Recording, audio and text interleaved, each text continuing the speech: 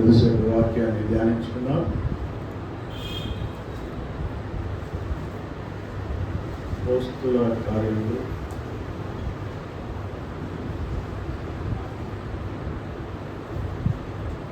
13వ అధ్యాయము 2వ వచనం. వారు ప్రభువుని సేవించుచు ఉపవాసము చేయుచుండగా పరిశుద్ధాత్మ నేను బర్నబాను సౌలును పిలిచిన పని కొరకు వారిని నాకు ప్రత్యేకపరచుడని వారితో చెప్పాను. అంతటా వారు ఉపవాసం ఉండి ప్రార్థన చేసి వారి మీద చేతులుంచి వారిని పంపి ప్రత్యేకపరుచుకునుట, లేదా ప్రతిష్ఠించుట, లేదా వేరు చేయుట.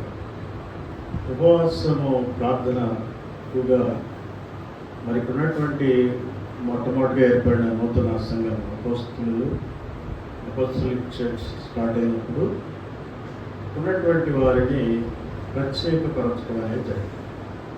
ప్రత్యేకపరిచి దేవుని కొరకు పనిముట్టుగా వాడుడు కొరకు మరి ఆ సంఘంలో కొంతమందిని ఏర్పాటు చేశారు, పెద్దలను కొంతమందిని ఏర్పాటు చేశారు. దేవుని కొరకై ప్రత్యేకించుట కొరకు ఉపవాస ప్రార్థనలు చేస్తారు. ఇవాళ మనం చెప్పిన ఎక్కువ భాగము ఉపవాస ప్రార్థనలు ఒక లక్ష్యముతో చేయటం గురించి, ఉదాహరణకి యేసు ప్రభు 40 దినముల ఉపవాసం, మత్తయి సువార్త 4వ అధ్యాయం ఉంటుంది. 40 దినాల ఉపవాసం ఎందుకున్నాడు? దానికి 11 డేస్కి ఏం సంబంధం అంటే ఏం సంబంధం లేదు. దానికి సంబంధం లేదు, దీనికి సంబంధం. మోషే 40 దినాల దేవునితో గడపడం ఎందుకంటే లెక్కకి సంబంధం లేదు. కాకపోతే ఏంటంటే ఒక పర్పస్ఫుల్గా, లేకపోతే ఒక సైతాను క్రియలు ఎదుర్కొనటకు, లేకపోతే మరి దేవుని బిడ్డగా ఈ లోకానికి వచ్చినప్పుడు యేసుక్రీస్తు సైతానుని ఎదుర్కొనటకు మరి ఆ 40 దినాలు మరి సైతాను చేతే శోధించబడి అరణ్యంలోకి మరి తీసుకొని వెళ్ళబడి మరి అక్కడ ఉపవాసం ఉండి మరి దేవుణ్ణి స్తుతించాడు. చూడండి మత్తయి సువార్త 4వ అధ్యాయంలో.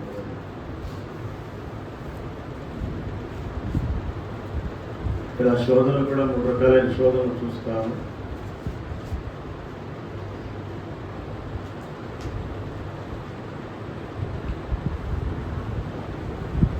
మొదటి నుంచి అప్పుడు యేసు 4వ అధ్యాయం.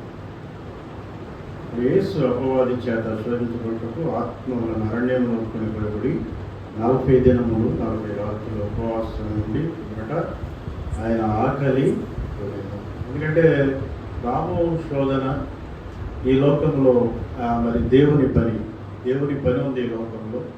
దానిని చేయుట నిమిత్తము రాబో శోధన నుంచి శోధకుడితో అతనికి ఉన్నటువంటి మరి కాన్ఫ్లిక్ట్ వలన కూడా ఉపవాసం ఉండాల్సి వచ్చింది. అదొక లిటిల్ బిట్ ఆఫ్ ట్రైన్. ఎందుకంటే ఈ లోకంలో సేవ మొదలుపెట్టాడు దేవుడు. లోకరీతిగా 30 సంవత్సరాలు ఉన్నాడు, కానీ 30 సంవత్సరాలు దాటిన తర్వాత దేవుని కొరకు వాడబడాలి కాబట్టి కొన్ని శోధనలు, అంటే శోధనలో ఏం చేస్తాయంటే మనల్ని ఒక మెరుగైన స్థితికి, ఆత్మీయ స్థితికి తీసుకెళ్తూ ఉంటాయి. 3 రకాల శోధనలు మనం ఇప్పుడు చూస్తాము. ఒకటి శరీరాశ, 2వ నేత్రాశ, జీవకుడంగా పోవచ్చు. మరి రాళ్లను రొట్టెలుగా చేసుకోవచ్చు, అంటే అది శరీరాశిగా చెప్పుకోవచ్చు. తర్వాత దేవుడు దానికి మనుష్యుడు రొట్టె వల్ల మాత్రమే కాదు కానీ దేవుని నోట నుండి వచ్చిన ప్రతి మాట వల్ల జీవించదు. మనం ఎన్ని ఉన్న వాక్యాలే ఇది ద్వితీయోపదేశ కారణము 8వ అధ్యాయం 3వ వచనంలో ఉంటుంది. ప్రతిదీ కూడా లేఖనానుసారంగా, లేదా లేఖనముల ప్రకారం దేవుడు కౌంటర్ ఇస్తూ వెళ్ళిపోయాడు. మనం కూడా ప్రార్థన చేసేటప్పుడు లేఖనములను ఎత్తిపట్టి ప్రార్థన చేస్తే అది ఉపవాస ప్రార్థన కావచ్చు, ఒక మరి టార్గెట్ ఓరియంటెడ్ ప్రేయర్స్ చేసేటప్పుడు మనం లేఖనం ఎత్తిపట్టి చేస్తే అది బలంగా ఉంటుంది. తర్వాత దేవుణ్ణి స్తుతిస్తూ మనం ప్రార్థన చేస్తే అది బలంగా ఉంటుంది. మన సొంత విషయాలను పక్కన పెట్టి మరి సంఘ విషయాల గురించి, లేకపోతే ఇతరుల గురించి, ఎందుకంటే దేవుడు మనకి ఒక మార్గాన్ని ఏర్పాటు చేస్తాడు. ఆ మార్గంలో ఉన్నాం కాబట్టి ఇతరులు కూడా ఆ మార్గంలోకి ఆకర్షించబడడం కోసం మనము ప్రార్థనలు చేసుకుంటూ వెళ్ళాలి. అట్లా 3 శ్లోకంలో కూడా వాక్యానుసారంగానే దేవుడు గెలిచినట్లు మనం చెప్పుకోవచ్చు. తర్వాత మామూలుగా శామ్యుల్ ఫస్ట్ శామ్యుల్లో చూసినట్టయితే మనకి సమూయేలు గ్రంథంలో మొదటి సమూయేలు 1వ అధ్యాయం 10వ వచనంలో సమూయేలు వాళ్ళ యొక్క ఇశ్రాయేలు నిమిత్తము ప్రార్థన చేస్తాడు. ఎందుకు చేస్తాడంటే ఫిలిష్తీయులకి వాళ్ళకి నిత్యమైనటువంటి వైరం ఉంటుంది. ఆ ఫిలిష్తీయుల యుద్ధం నుంచి మరి తప్పించబడడం కోసం, లేకపోతే ఆ ఫిలిష్తీయుల యొక్క భార్య నుంచి తప్పించబడడం కోసం మరి మొదటి సమూయేలు 1వ అధ్యాయం 10వ వచనంలో దుఃఖాక్రాంతురాలై వచ్చి యెహోవా సన్నిధిని ప్రార్థన చేయుచు. బహు దుఃఖాక్రాంతులై వచ్చి యెహోవా సన్నిధిని ప్రార్థన చేయుచు బహుగా ఏడ్చుచు, సైన్యములకు అధిపతివగు యెహోవా, నీ సేవకురాలైన నాకు కలిగి ఉన్న శ్రమను చూచి నీ సేవకురాలైన నన్ను మరొక జ్ఞాపకం చేసుకుని నీ సేవకురాలైన నాకు మగపిల్లను దయచేసిన ఎడల వాని తల మీదకి క్షౌరపు కట్టి ఎన్నటికి రానియక వాడి బ్రతుకు దినములన్నిటలో నేను వాని యెహోవా వగు నీకు అప్పగింతునని మొక్కుబడి చేసుకుని. ఇక్కడ అన్న పెనిన్నా అని మరి ఇద్దరు మరి భార్యలు ఉన్నారు. వారికి ఒకరికి సొత్తు ఉంది, ఒకరికి సొత్తు లేదు. ఆ కారణంగా ఎంతో దుఃఖపడుతుంది, అవమానాల పాలవుతుంది. ఒకరోజు దేవుని సన్నిధిలో తన హృదయాన్ని విప్పుకొని దేవునికి విన్నవించుకుంది. ఒకవేళ నువ్వు నాకు బిడ్డనిస్తే ఆ బిడ్డ నీ కొరకే నేను పెంచుతాను, నీ కొరకే నేను అతన్ని సిద్ధపరుస్తాను, నీ సన్నిధిలోనే అతన్ని మరి అర్పిస్తాను, లేకపోతే ప్రతిష్ఠింపచేస్తానని వేడుకుంది అన్న ఎప్పుడైతే వేడుకుందో దేవుడు మనవి ఆలకించాడు. ఉపవాసం నుండి ప్రార్థన, లేకపోతే హృదయంలో ఒక మంట, లేకపోతే ఒక ఈగర్నెస్, ఒక కార్య సాధన కొరకు ఒక ఈగర్నెస్ ఉంటే దేవుడు కార్యాన్ని మనకి సఫలపరుస్తాడు. ఇక్కడ మనం ఈ అధ్యాయంలో బిడ్డని ఇవ్వటము, అతన్ని మరలా పాలు విడిచిన తర్వాత సన్నిధిలో అప్పచెప్పటము అంటే ఒక మ్యూచువల్ బెనిఫిట్ ఉంటుంది ఇక్కడ. ఎందుకంటే దేవుని కొరకు మనం ఇస్తామంటే దేవుడు కూడా కార్యం త్వరగా చేస్తాడు. మనకి ఉపయోగపడాలి, దేవునికి కూడా మనం ఉపయోగపడాలి. అంతేగాని వన్ సైడ్గా మనము ప్రేయర్ చేసి నాకు ఇది కావాలి అది కావాలి, లేకపోతే అన్ని విషయాలు మన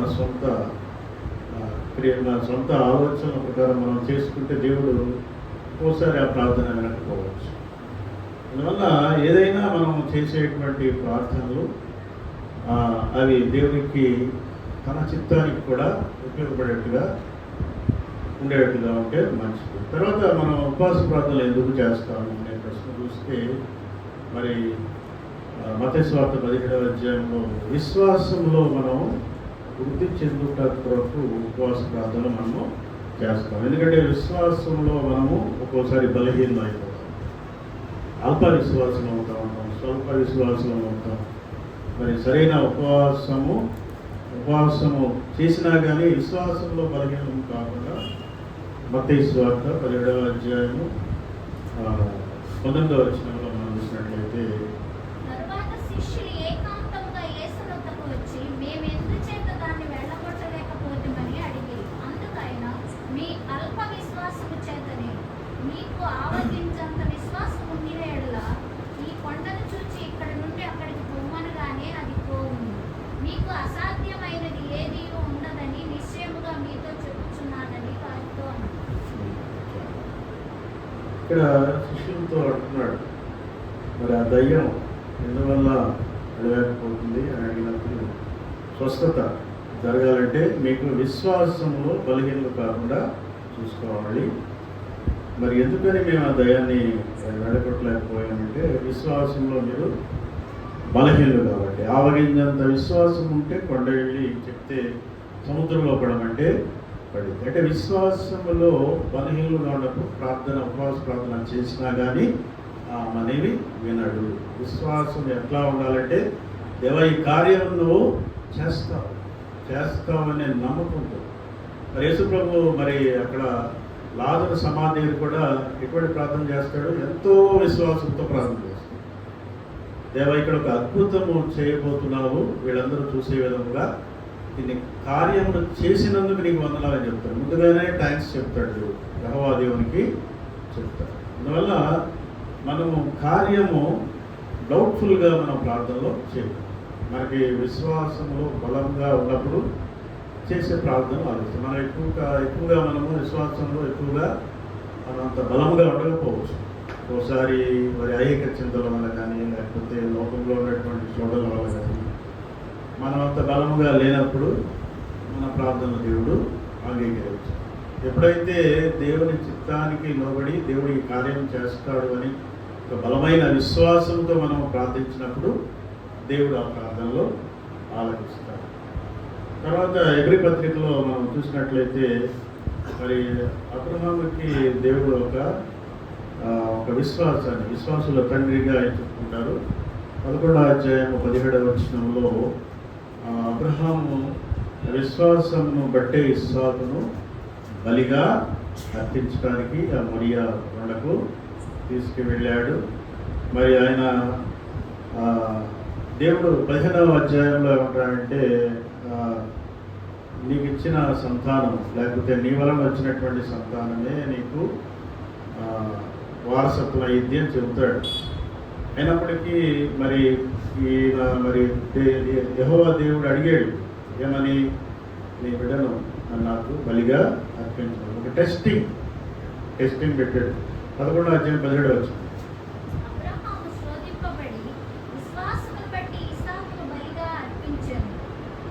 విశ్వాసమును బట్టి ఇస్సాకును బలిగా అర్పించాడు. విశ్వాసం అంటే నోవాహు కాలము వరకు మనుషులలో సరైనటువంటి విధానం లేదు.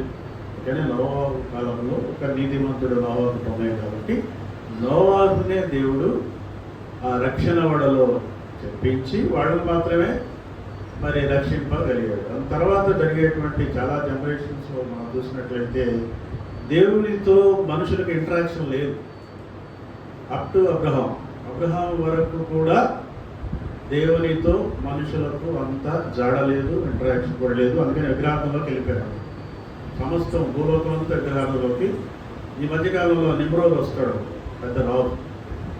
వాడు ఏం చేస్తాడంటే మరి ఒక బబెల్ గోపురం ఒకటి కట్టి మరి ఇటువంటి ఫ్లడ్స్ వల్ల మనం మళ్ళా బాధింపబడుతున్నట్లు ఈ గోపురం ఎక్కి అందరం కూడా అక్కడే రాజ్యం చేద్దాం అన్నట్టు ఉద్దేశంతో మరి గోపురాన్ని కట్టుకున్నప్పుడు ఆ టైంలో మరి బైబిల్ పండితులు చెప్తారు, నిమ్రోదే ఒక దేవుడిలాగా పూజింపబడ్డాడు. నిమ్రోదే దేవుడిలాగా పూజించాడు. తర్వాత అష్టరోతు అనే ఒక దేవత ఉంది. నిమ్రోదు భార్య పేరే అష్టరోతు అంటారు. మరి ఆ దేవతలాగా ఆమె అయిందని అంటారు. లెంట్ డేస్ అనేవి అక్కడి నుంచే స్టార్ట్ అయినాయి. 40 దినాలు నిమ్రోద్ చనిపోయిన తర్వాత మరలా నేను వస్తాను ఇక్కడికి అని చెప్పి పోయాడు. చనిపోయేటప్పుడు ఇది ఏంటంటే బైబిల్కి సైడ్ స్టోరీ, దీని బైబిల్లో లేదట. అష్టరోత్ దేవత 40 దినాలు ప్రకటించినప్పుడు 40 దినాలు అతను వస్తాడు అనే ఒక కాలంలో దాన్ని నిర్ణయించి 40 దినాలు దాని ఇలాంటి యొక్క మూలము దాంట్లో నుంచి తీసుకున్నారని అంటారు. మరి ఈ నిమ్రోదు విగ్రహారాధన అనే దాన్ని ఎంకరేజ్ చేశారు. అక్కడ నుంచి అప్ టు అబ్రహాం వరకు అబ్రహాం కుటుంబము కూడా విగ్రహారాధకు లేదు. మరి ఆ బొమ్మల్ని అమ్ముకునేవాళ్ళు, బొమ్మల్ని పూజించేవాళ్ళు.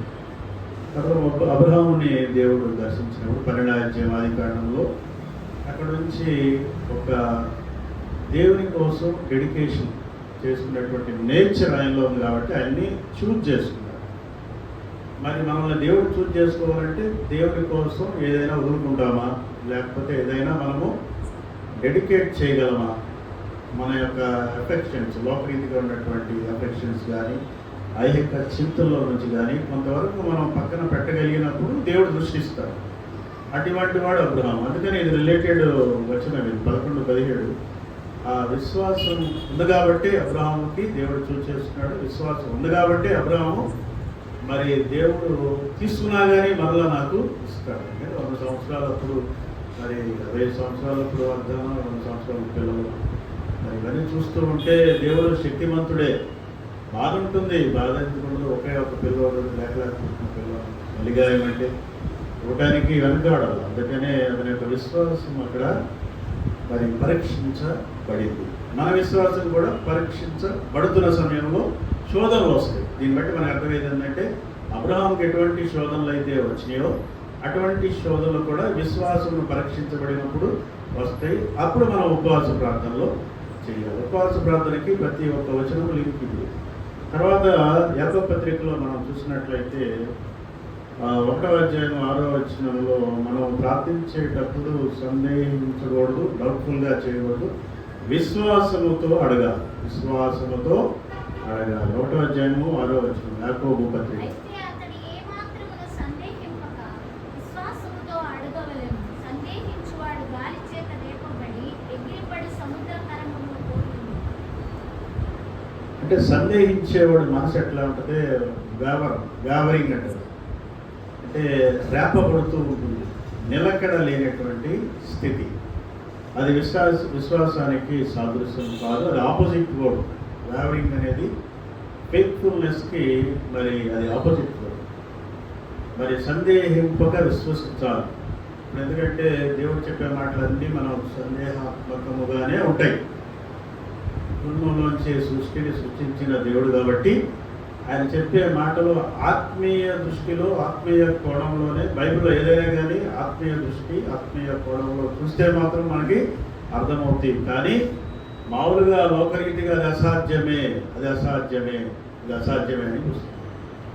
మరి మనం ఎప్పుడు సందేహించకుండా ప్రార్థన చేయాలి. ఉపవాస ప్రార్థనలో సందేహించకూడదు. మనం ఏదైనా అడుగుతున్నాం అనుకో, ఒక వ్యక్తి గురించి, లేకపోతే ఒక అంశం గురించి, లేకపోతే కరెంట్ ఈవెంట్స్ గురించి మనం ప్రార్థించేటప్పుడు సందేహించకూడదు. డౌట్ఫుల్గా మనము చేయకూడదు, రొటీన్గా కూడా చేయకూడదు. మనం దాని గురించి పట్టుదల కలిగి మరి ఉపవాసం ఉండి, మన ఉపవాస ప్రార్థన కాబట్టి మనము ప్రార్థన చేయాలి. తర్వాత దేవుని యొక్క మన యొక్క ప్రార్థనలు ఏ విధముగా ఉంటాయి, ఎవరి దగ్గరికి వెళతాయి? 1 పేతురు పత్రిక, 1 Peter chapter 3 3వ అధ్యాయము 12వ వచనం.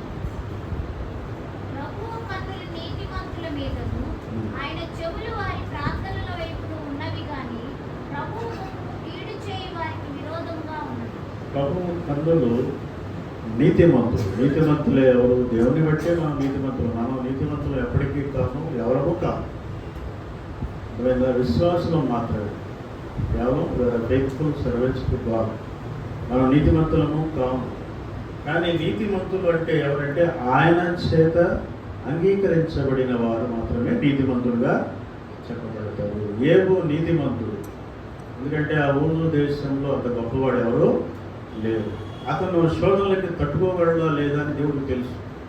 అందుకని అతనికి పరీక్షలో పెట్టాడు. భయంకరమైన శోధనలకు పరీక్షలు పెట్టాడు. అందువల్ల మనము శోధనలు సహించేంత వరకే మనకి దేవుడు పంపిస్తాడే కానీ మన శక్తికి మించిన శోధనలు దేవుడు మనకి పెట్టాడు. ఎన్ని శోధనలు వచ్చినా కానీ ఏబు తునిపించలాగలేదు. అందుకని నీతిమంతులు ఉన్నారా ఎవరైనా? అన్ని జనరేషన్లో చూస్తూ ఉంటుంది, అన్ని జనరేషన్స్లో చూస్తారు. ఇప్పుడు మన జనరేషన్లో ప్రజెంట్ ఈ 21st సెంచరీలో కూడా వెరిఫై చేస్తున్నాడు. రొటీన్గా మరి ప్రార్థనకి వెళ్ళేవాళ్ళైనా గుడికి పోయి ఆచార క్రమంలో వెళుతున్నారా, లేకపోతే వాళ్ళకి ఏమన్నా ఒక మంచి ఉద్దేశం ఉందా నాయడదని చూస్తూ ఉంటాడు. వాళ్ళంటి వాళ్ళని చూస్ చేసుకొని సెలెక్ట్ చేసుకొని వాడుకుంటాడు. వాళ్ళే ఫ్లరిష్ అవుతారు. కొంతమంది ఏంటంటే బైబిల్ ట్రైనింగ్స్ అయ్యి వాళ్ళు ఫ్లరిష్ అవుతూ ఉంటారు. కానీ ఏది డెడికేషన్ అనేది వాళ్ళు చేసే సేవను బట్టి ఉంటుంది, జనాన్ని బట్టి కాదు. వచ్చే జనాన్ని బట్టి వీ కెనాట్ ఎజ్యూమ్. మనం వచ్చే జనాన్ని బట్టి మనం ఎజ్యూమ్ చేయలేము. అది సరైనది కూడా కాదు. ఎందుకంటే వచ్చేటువంటి మరి దేవుని వాక్యం అనేది ఒక మామిడికాయ ఉందనుకోండి. మామిడికాయ ఇద్దరు ఫ్రెండ్స్ మామిడికాయ తింటూ వెళుతున్నారు. ఒకడే తెలియగలవాడు, ఒకడే తెలియ తక్కువ. వాళ్ళిద్దరూ తిన్న తర్వాత దాని పక్కన పడేసాడు. ఇసురు వేసిన మామిడి పళ్ళు మళ్ళా అవి మొక్కలు. తెలివిగలవాడు వేసిన మొక్క అయింది, తెలివి తక్కువ వేసినా కానీ మొక్క. ఎక్కడుంది జీవం అంటే విత్తనములో ఈ వాక్యంలో ఉండొచ్చు.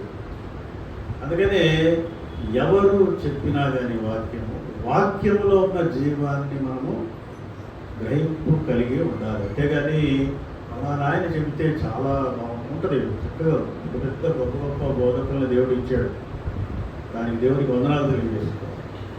ఎందుకంటే వాళ్ళు డెడికేట్ చేసి వాళ్ళ లైఫ్స్ని దేవుని కొరకు జీవిస్తూ మరి అలాంటి వాళ్ళకి సేవ దేవుడు బాగా ఫలభరితంగా చేస్తాడు. మనం మరి ఫ్యామిలీస్గా ఉండి సేవ చేసే కన్నా కూడా మరి దేవుని కొరకే వాళ్ళు త్యాగం చేసే వాళ్ళ సేవ కొంచెం మిన్నగా, అందువల్ల వాళ్ళ యొక్క మరి వాళ్ళు కన్నులు, దేవుని కన్నులు నీతిమంతుల మీద ఉంటాయి. ఏమీ ఆశించకుండా ఈ లోకంలో ఉన్నటువంటి వాంఛలు, కోరికలు, ఫ్లెష్లీ నీడ్స్ మరి ఇవన్నీ కూడా పక్కన పెట్టి దేవా నువ్వే నాకు అని త్యాగం చేస్తూ మరి యేసన్న గారి చర్చిలో ఎక్కువ మంది మ్యారేజెస్ చేసుకోరు. యేసన్న గారు చేసుకోలేదు, ఎవరు కూడా చేసుకోరు. వెస్లీ గారు ఎవరైనా, మన యోహాన్ గారు కూడా అదే మన డిసెండెంట్స్ కూడా వాళ్ళందరూ కూడా చాలా పర్ఫెక్ట్గా ఉంటున్నారు, చేస్తున్నారు సేవ. మరి అది ఎంతమంది వస్తున్నారు అనేది లెక్క కాదు. అది ఒక సేవకుడిని అసెస్ చేసే పద్ధతి కాదు. జనం పెరగలేదు ఏంటి సంఘంలో, ఆయన ఆత్మీయత లేదేమో అట్లా అనుకోకూడదు. ఎందుకంటే తండ్రి ఆకర్షించింది నా దగ్గరికి ఎవరు రారని చెప్పాడు. మనం చేసే పని ఏంటంటే మనం దేవుని గురించి ఇతరులకు చెప్పడము, మరి పర్సనల్గా ఎవరైనా మనం తెలుసుకోవాలంటే చెప్పడం చేస్తే దేవుడే మనకి అంత తెలివి లేకపోవచ్చు. తెలివి లేకపోయినా కానీ దేవుని మాట చెబితే పోయేదేమన్నది కాబట్టి చెప్పాలి. ఎందుకంటే మనము రుచి చూచి ఎరిగితివి కాదు. రుచి చూసిన వాడికి దేవుడి గురించి తెలియదు, ఏదో వాటిని మొక్కుతూ ఉంటున్నారు, ఏదో ఒకటి ఆచారాలు చేస్తున్నారు, easy way of worshipping God అనే దాంట్లో ఉంటారు వాళ్ళు. మనము కొంచెం డీటెయిల్డ్గా ప్రతి వారంలో 2-3 సార్లు దేవుని సంధిస్తున్నాం కాబట్టి మనకు తెలిసినటువంటి దేవుని వాక్యాలు ఒకటి ఎలా వాళ్ళు చెప్తే ఆ విత్తనాలు ఫలిస్తాయి. వాళ్ళు ఎప్పుడు రక్షణ పొందాలన్నా కానీ ఒక మాట అడ్డం పడేస్తే వాళ్ళు ఎప్పుడొకప్పుడు దేవుని నమ్ముకుంటారు. మరి దేవుడు ఎంతైనా నమ్మదగిన వాడు కదా. 1 కొరింథీ 10వ అధ్యాయంలో మనం చూసినట్లయితే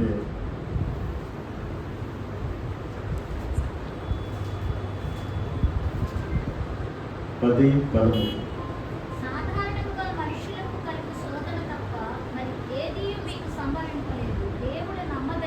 దేవుడు నమ్మదగిన వాడు. అందుకనే మనము బిలీవర్స్ అయ్యాం. అందుకనే మనము ఆయన దాసులు. ఆయన నమ్మదగిన వాడు. మనుషులను మనం నమ్మలేము. ఎందుకంటే వాళ్ళు ఒక విధముగా ఒకసారి ఒక విధముగా ఉంటారు, మరొకసారి మరొక విధముగా ఉంటారు. ఆయన కోసం లేకపోతే ఆయన సహాయం కోసం మనం పోయినప్పుడు దేవుడు ఎప్పుడు మనల్ని నిర్లక్ష్యము చేయడు. ఆయన మీద మాత్రమే మనం నమ్మకం కలిగి ఉంటాం. ఆయనను మాత్రమే మనం నమ్మాలి. ఆయనే మనకు ఆధారం అనుకోవాలి. ఆయనే మనము దేవుడిగా నమ్మినప్పుడు, ఆయన మీదే ఆధారపడినప్పుడు, ఆయనతోనే మనం ఉన్నప్పుడు దేవుడు ఏదో ఒక రోజు కార్యము చేస్తాడు. ప్రతి ఇంట్లో మరి ఏదో ఒక శోధన ఉందండి. నెలలో గమనిస్తున్నాం కదా, ఏదో ఒక శోధన, ఏదో ఒక లోటు. మరి ప్రాంతంలోకి వెళ్ళేవాడు మనం ఎందుకు అని ప్రశ్నించడానికి మనమెవరు? అది దేవుడు చిత్తంలో అది ఎట్లా ఉందో మనం ప్రార్థించడమే. మార్కు సువార్తలో కూడా మరి అధ్యాయంలో అంటాడు, 7 అధ్యాయంలో అనుకుంటా, ఒక శిష్యులు వచ్చి యేసుప్రభు కంప్లైంట్ ఇస్తారు. ఏమని? దేవా మరి ఎవరో అతను మరి మీ నామాన్ని ఉచ్చరించి వస్తువులు చేస్తున్నాడు, అది మన శిష్యుడు కాదు. మరి అతను చేస్తుంటే మేమేం చేశామంటే ఆయన ఆపేసి మేము వచ్చామని పెద్ద గొప్ప చెప్పలేదు. ఇప్పుడు దేవుడు ఏమంటాడు? మన నామాన్ని ఉపయోగించుకున్నవాడు ఎప్పుడు మనకి వ్యతిరేకి కాదు అని చెప్తాడు.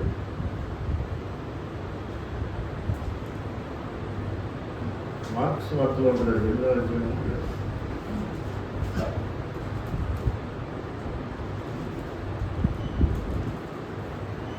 తర్వాత విశ్వాసంలో అంటే ఉపవాస ప్రార్థన విశ్వాసంలో ఎదుగుట కొరకు అని మనం చెప్పుకుంటున్నాము. మరి రోమపత్రికలో కూడా మనం చూసినట్లయితే అబ్రహాము బలహీనుడైనప్పటికీ, శక్తిహీనుడైనప్పటికీ, ఆయన శరీరము మరి మృతతుల్యమైనప్పటికీ విశ్వాసంలో బలహీనుడు కాలేదు. అది that is the important point. రోమా 4:19 మనం చదివినట్లయితే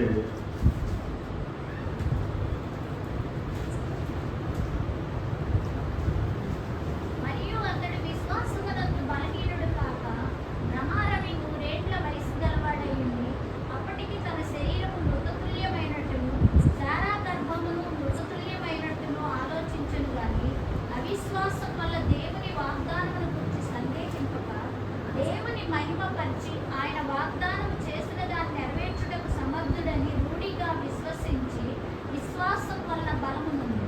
విశ్వాసంలో బలహీనుడు కాలేదు. వచనాలు మనం గమనించేది అంటే ఆయన మాటని రూఢిగా నమ్మాడు, ఖచ్చితంగా నమ్మాడు అబ్రహాం.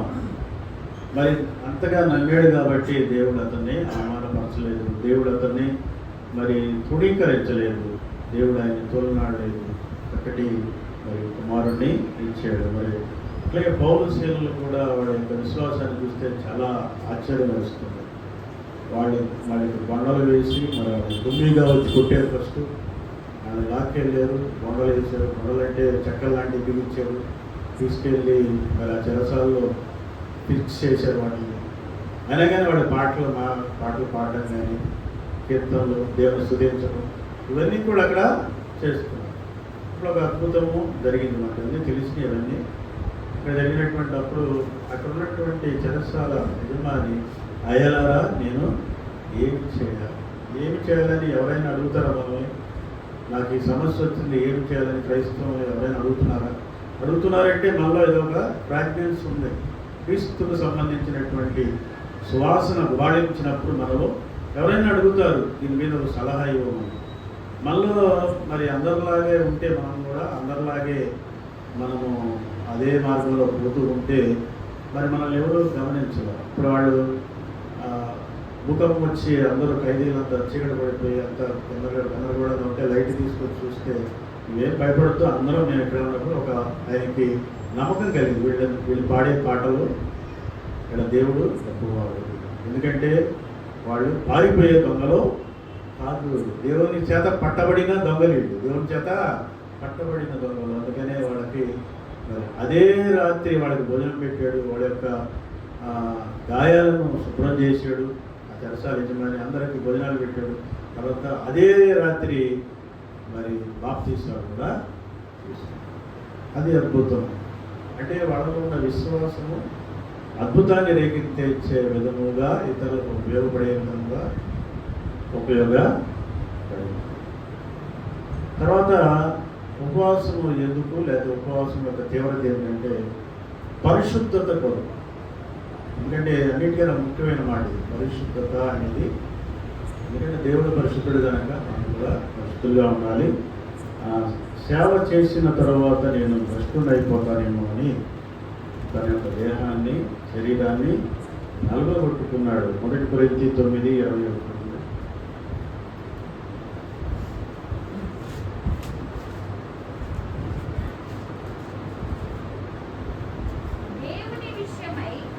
ధర్మశాస్త్రం లేనివాడని కాను కానీ క్రీస్తు విషయమై ధర్మశాస్త్రమునకు లోబడిన వాడు అయినను ధర్మశాస్త్రం లేని వారిని సంపాదించుకున్నట్టు ధర్మశాస్త్రం లేని వారికి ధర్మశాస్త్రం లేని వాని వలె ఉంటుంది.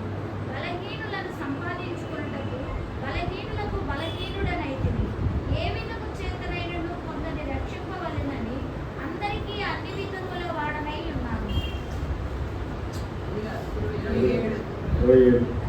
గాలిని కొట్టినట్టు నేను పోట్లాడట లేదు కానీ ఒకవేళ ఇతరులకు ప్రకటించిన తర్వాత నేనే భ్రష్టుడనై పోదునేమని నా శరీరము నలగొట్టి దాన్ని లోపరుచుకుంటున్నాను. ప్రకటించిన తర్వాత భ్రష్టత్వం. ఇది సేవకులకు వచ్చేదే. చాలామంది ఇట్లాగే దేవుని వాక్యం చెప్తారు, ఎంతో వెళ్ళిపోతారు, ఒక స్టేజికి పోతారు, తర్వాత భ్రష్టులు అయిపోతారు. 2 విషయాల్లో వీళ్ళు భ్రష్టులు అవుతారు ఎక్కువగా సేవకులు. ఒకటి డబ్బు, తర్వాత లోకరీతిగా ఉన్నటువంటి స్వభావం. ఈ రెండింటిలో పడిపోయి మరి సేవకుల్ని కూడా, ఏర్పాటు చేయబడిన వారికి కూడా సైతాను పడేస్తుంది అంతే, దాంట్లో అయితే సమస్య లేదు. దానివల్ల ఎవరు అతీతులము కాదు, ఎప్పుడూ కాలేదు. ఎందుకంటే ఆయనలో ఉంటే తప్పితే, ఆయనలో పరిశుద్ధతను కాపాడుకుంటేనే మనము భ్రష్టులు కాకుండా ఉంటాం. మనం ఒకవేళ వదిలేసామనుకో, ఏదో ఒక రొటీన్గా మనం చేసుకుంటూ పోతున్నాం అనుకో, మనం తప్పు చేసేటప్పుడు దేవుడు గుర్తురావు.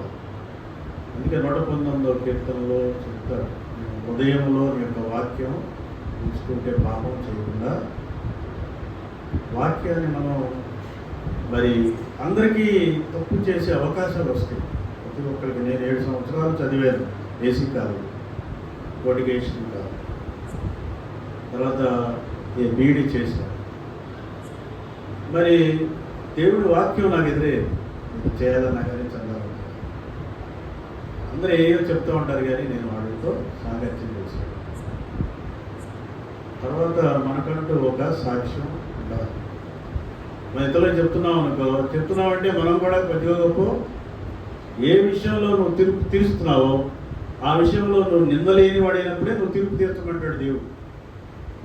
మనమే నిందాపద వరకు మనం తీర్పు తీర్చు. అందుకనే మనము వాక్యము చిన్నప్పుడు మరింపుతులు గారు మనం చెప్పిన సండే స్కూల్లో వాక్యము హృదయంలో నిలబడింది. నేనే కాదు, మా ఫ్రెండ్స్ కూడా ఎక్కువ మంది మరి బాధకుంటారు అంటే భయంకరమైన ప్రాంతం. చాలామంది మేము నిలబడతాం. ఇప్పటికీ వాడు దేవుని సేవ అది చేస్తాం.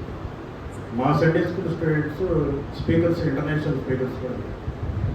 అంటే అది ఎక్సర్సైజ్ చేస్తే వచ్చేది కదా, మనం చదువుకొని మన జ్ఞానము లేకపోతే మన పాండిత్యం దేవునిలో పరిశుద్ధత కలిగి ఉన్నప్పుడే దేవుడి నిన్ను నన్ను చూస్ చేసుకుంటాం. తర్వాత 2-3 ఉదాహరణలు చెప్పేసి గమనించుకుంటాము.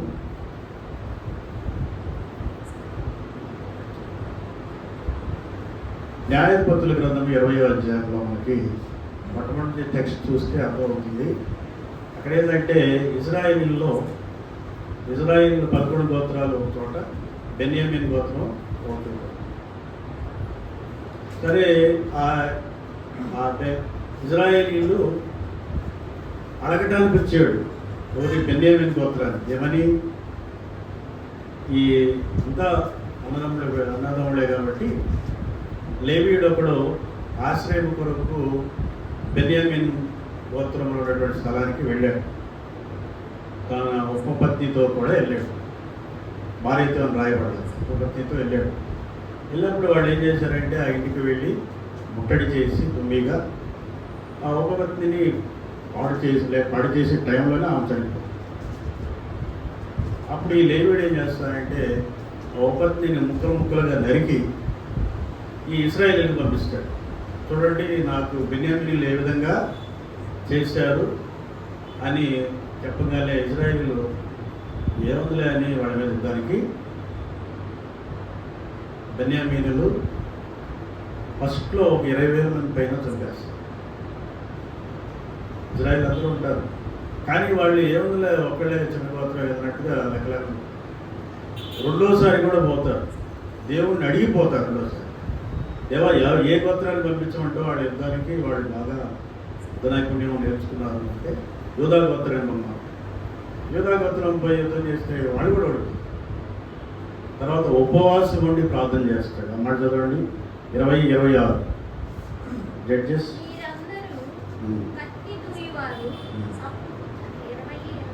26 న్యాయాధిపతుల గ్రంథము 20వ అధ్యాయం 26వ వచనం. అప్పుడు ఇశ్రాయేలీయులందరూ జనులందరూ పోయి బేతేలును ప్రవేశించి ఏడ్చుచు సాయంకాలం వరకు అక్కడ యెహోవా సన్నిధిని కూర్చుండుచు ఉపవాసం ఉండి దహన బలులను సమాధాన బలులను యెహోవా సన్నిధిని అర్పించారు. ఇక్కడ బలులు అర్పించారు, దేవుని అడిగారు. దేవా ఏంటి ఓటమి అర్థం కాదు, నువ్వే పొమ్మన్నావు కదా యూదా గోత్రాన్ని, పోయినా కానీ మరలా చంపేసేవాడు. అంటే మీరు ఉపవాసం ఉండి ప్రార్థన చేయాలి. కొన్ని కార్యాలు ఉపవాసం ఉండి ప్రార్థన చేయాలి. వీరత్వము శూరత్వం ఉంది కానీ వాళ్ళ మీదకి పోయారు కానీ ఓడిపోయారు 2 సార్లు. కానీ ఈ చివరి 3వ సారి ఏం చెప్తా అంటే దేవుడు ఒక ప్లాన్ ఇస్తాడు వాళ్ళకి. అంతులుగా కూడి మీరు మీరు స్ట్రాటజీ ప్లే చేయండి అని 4 దిక్కులు 4 అట్లా పోయి పంక్తులుగా చేసుకొని దానికి పోతారు. తర్వాత బెన్యామీనీయులను చాలా మందిని చంపేస్తారు. అంటే ఇక్కడ ఏంటి, ఉపవాస ప్రార్థన ద్వారా కార్యాలు జరుగుతాయి. మనకి బైబిల్లో గోత్రాల్లో ముఖ్యమైన గోత్రం 2, యూదా గోత్రము, బెన్యామీను గోత్రం. మంచి మంచి రాజులందరూ కూడా ఈ గోత్రాలు. మరి సౌలు మొదటి రాజు బెన్యామీను గోత్రం, చివరివాడు కడవాడు బెన్యామీను, యాకోబు పుట్టిన పిల్లలు. తర్వాత దావీదు మహారాజు యూదా గోత్రానికి. అంటే పవర్ఫుల్ మరి జనరేషన్స్గా చెప్పుకునే గోత్రాలు 2. వాళ్ళే మరి అక్కడ చితికిపోయి ఎవరి గోత్రానికి వాళ్ళు ఉన్నప్పుడు గొడవలు కూడా అవి ఉదాహరణకి మనం చూస్తాం ఈ గొడవలు. తర్వాత దావీదు మహారాజు ఉపవాసం ఉండి ప్రార్థన చేశాడు. ఏ సందర్భంలో చేశాడు? మరి సమయాల గ్రంథం 12వ అధ్యాయంలో మనకు తెలుసు. మరి నాతాను ప్రవక్త వచ్చి హెచ్చరించినప్పుడు నువ్వు చేసింది తప్పగా దేవుని దృష్టిలో దేవుణ్ణి మరి అవమానపరిచావు, నీ కార్యముల చేత మరి అది నీకు పుట్టిన బిడ్డని ముట్టుతాడు దేవుడు గ్యారెంటీ. అంటే ఆ బిడ్డ చనిపోకముందు ఒక 6 రోజుల పాటు ఉపవాసం ఉండి ప్రార్థన చేస్తాడు. 12వ అధ్యాయం 17వ వచనంలో దావీదు ఉపవాసం నుండి రాత్రంతయు ప్రార్థన చేశాడు. 12-17 2వ సమూయేలు.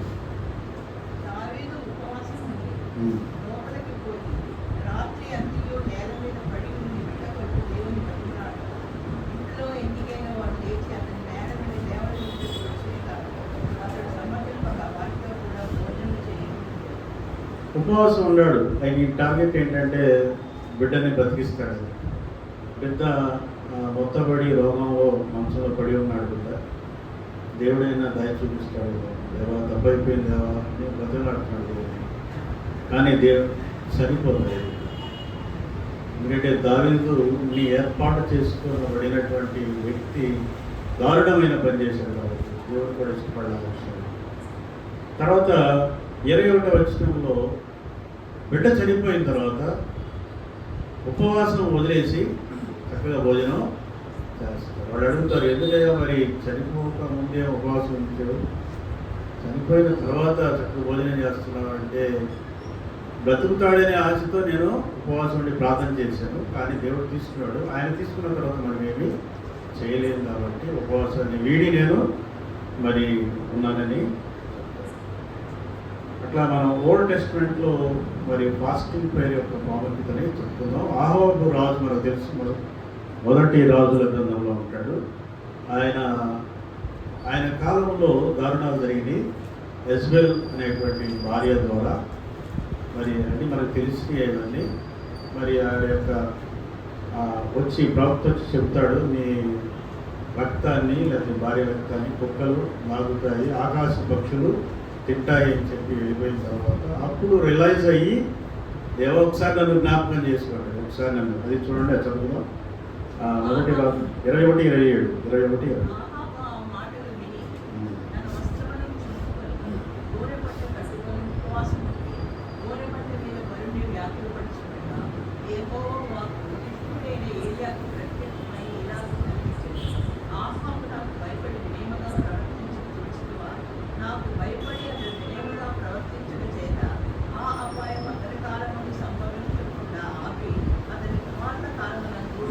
అతని కుమారుల కాలం ముందు ఆ యొక్క అపాయాన్ని పోస్ట్ పోన్ చేశాడు. అంటే దేవుడు ఏ స్టేజ్లో ఉన్న వ్యక్తి ప్రార్థన చేసినా కానీ నేను వినను అనడం ఉంటాడు. దానికి ఉపవాసాలు ఎందుకు ప్రార్థనలు నెరవేరవు అంటే, ఒకసారి మీలో ఉన్నటువంటి పరిస్థితిని బట్టి. మీరు ఉపవాసాల నుండి వ్యాపారాలు చేస్తారు, ఉపవాసాల నుండి తగులు అడుగుతారు, ఉపవాసాల నుండి లోకానుసారమైన జీవితాన్ని జీవిస్తూ ఉపవాసం చేస్తారు. మరి మత్తయి సువార్త 6వ అధ్యాయంలో ప్రార్థన నేర్పించేటప్పుడు ఉపవాసం ఉన్నప్పుడు నువ్వు ఏ విధంగా ఉండాలని సూచన చేస్తావు. పైకి కనిపించే విధముగా నువ్వు ఒకవేళ మరి ఉపవాసం ఉన్నాననేటువంటి ఒక క్లెయిమ్ తీసుకోవడానికి చేయొద్దు. నువ్వు ఉపవాసం ఉన్నప్పుడు ఒంటరిగా వెళ్ళి రూమ్లోకి వెళ్ళి వెయిట్ చేసుకోమని మత్తయి సువార్త 6వ అధ్యాయంలో ప్రార్థన నేర్పే టైంలో చెప్తాడు దేవుడు. తర్వాత చివరి ఒక వచనం చదువుకొని అదే వచనం 6:16 మాథ్యూ 6:16. మీరు ఉపవాసం చేయనప్పుడు వేషధారుల వలె ముక్కుముక్కులై ఉన్నప్పుడు తాము ఉపవాసం చేయుచున్నట్టు మనుషులకు కనబడవలనని వారు తమ ముక్కులను వికారము చేసుకొందురు. వారు తమ ఫలము పొంది ఉన్నారని నిశ్చయముగా మీతో చెప్పుచున్నాను. వేషధారుల వలె వేశ్యలన్నా ప్రేమిస్తాడు కానీ దేవుడు వేషధారులను ప్రేమించడు. దేవుడు హెచ్చరికది. దేవుడి వాక్యం మన వెనుకలో దీవించిన కాక చిన్న ప్రార్థన. ప్రేమల తండ్రి, మీరు ఇచ్చిన వాక్యము మీది నాయన. నేను ఒట్టివాడని ఆయన వాక్యము చెప్పడానికి అర్హత లేని వాడు ఇప్పటికీ మేము నిలబెట్టుకొని ఆయన నీ ప్రియమైనటువంటి వాక్యాన్ని ఇచ్చినందుకు వందనములు. బిడ్డలు వాక్యం విన్నారు. ఆయన వాక్యానుసారమైన జీవితాన్ని నేను జీవించేటువంటి స్థితిని మాకు నేర్పించండి. ఆత్మీయ సంఘం ఇది ఎదగాలని మేము ఆశిస్తున్నాం కూడా. ఆత్మీయతలో మేము ముందుకు పోవాలని ఆశిస్తున్నాం. ఆయన ఏ విధంగా మేము ప్రార్థన చేయాలన్న విషయాన్ని ఇప్పుడు బోధపరిచారు. ఈ కృపాన్ని సన్నిధిని మాత్రం వచ్చింది. ప్రార్థన చేయనట్టుగా విడలను ఆయన పుట్టి ఆయన ప్రార్థన అవసరతలను నెరవేర్చింది. ప్రతి వాళ్ళు వేసేపు నాన్న వేడుకొనుచున్నాము కదా.